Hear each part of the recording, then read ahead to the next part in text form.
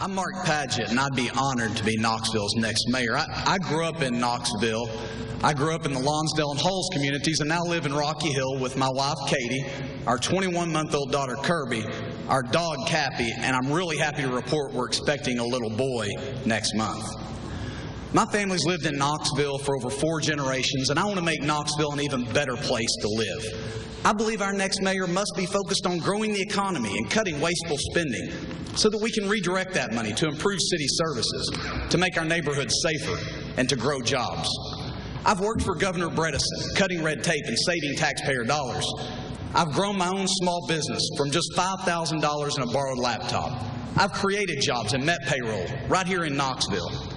I believe that our next mayor must be someone that's fiscally responsible, that has business experience.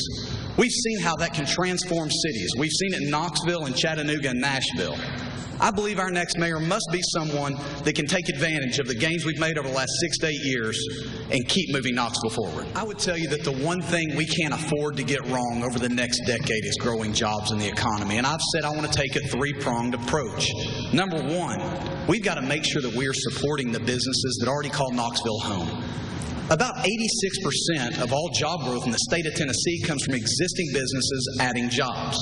Number 2, the next mayor needs to be someone who will go out and proactively recruit businesses and industries that make good community partners here in Knoxville.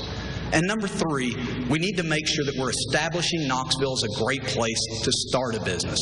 As an entrepreneur myself, I'm aware of some of the opportunities around us. There are over 4,000 researchers between the University of Tennessee and Oak Ridge. 20 to 30 products or patents or licenses a year come out of that, but I can only point to one of those that have landed in downtown Knoxville.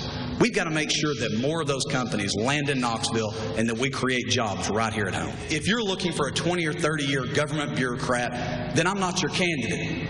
But if you want somebody that can go out there and be more than a city manager, that can be the CEO of the city, the ambassador of the city, the head salesperson of the city, then give me a chance. We have over $300 million in planned projects. We're really good at planning to plan a plan in Knoxville.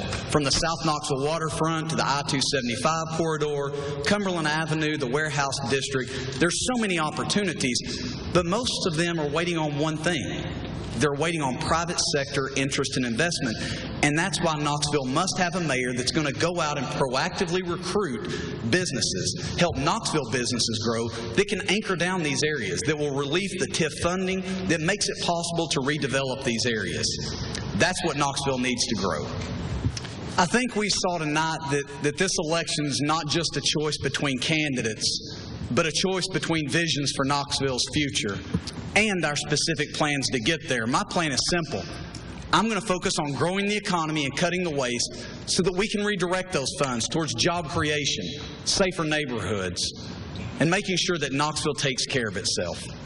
I believe that the next mayor of Knoxville should be just as comfortable sitting across a boardroom table with a world-class CEO recruiting their business to Knoxville as they are sitting across a kitchen table with a neighborhood group from Lonsdale or West Hills, Fountain City, Vestal, or Burlington. This election is really going to be about 3 things: jobs, jobs, and jobs. Who can create them, who can recruit them, and who can keep them right here in Knoxville. If you give me that opportunity, I'll work every minute of every day, and you'll be proud of the job that I do for you.